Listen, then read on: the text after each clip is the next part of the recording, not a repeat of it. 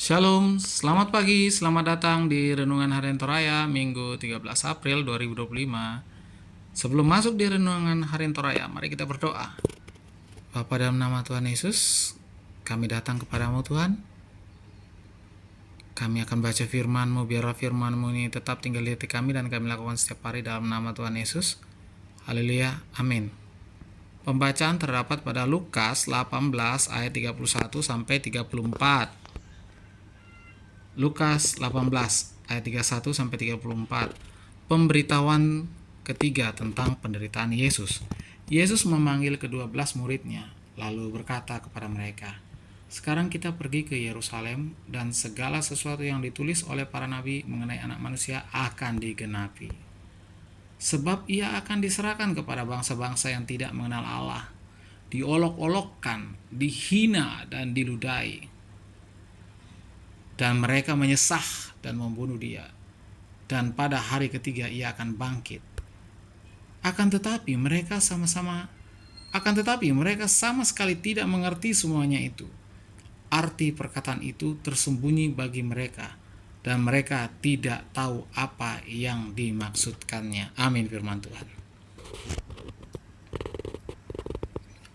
Tema hari ini adalah memberitahukan penderitaan. Setiap orang memiliki respon yang berbeda saat menerima berita tentang sesuatu hal, apalagi yang terjadi tiba-tiba. Respon dipengaruhi oleh pikiran setiap orang. Penderitaan Yesus adalah berita yang disampaikan oleh para nabi Perjanjian Lama. Kini Yesus memberitahukan kepada ke-12 murid tentang penderitaannya, yang maksud dan penderitaan tersebut serta kemuliaan yang akan dinyatakan kepadanya. Penderitaan yang Yesus alami disampaikan satu persatu, yaitu diserahkan kepada bangsa-bangsa lain, diolok-olok, dihina dan diludahi, dicambuk dan mengalami kematian. Berita yang sesungguhnya tak menyenangkan, sampai berita puncak bahwa pada hari ketiga ia akan bangkit tidak dihiraukan lagi. Akhirnya murid-murid sama sekali tidak mengerti, tidak tahu apa yang dimaksudkan. Kehidupan orang percaya yang dengan jelas telah menerima pembinaan rohani sampai tiba pada pengakuan Yesus Kristus itulah Tuhan dan Juru Selamat, kerap mengalami situasi yang sama dengan murid-murid. Murid-murid memiliki prasangka yang bertolak belakang dengan penderitaan yang Yesus sampaikan.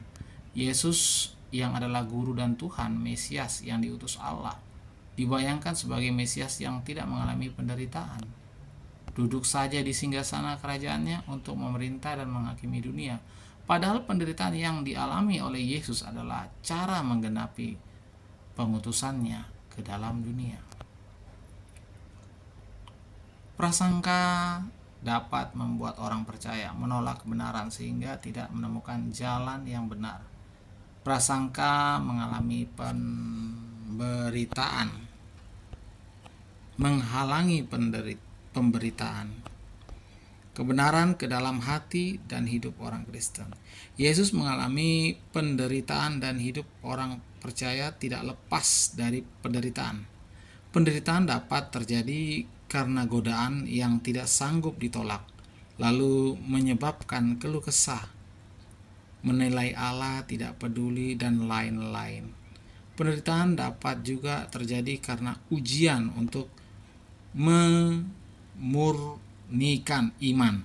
Satu hal yang diperlukan adalah beriman, percaya kepadanya, karena Dia terus bekerja dengan caranya untuk mendatangkan kebaikan bagi umatnya, dan segala sesuatu indah pada waktunya. Amin. Mari kita berdoa.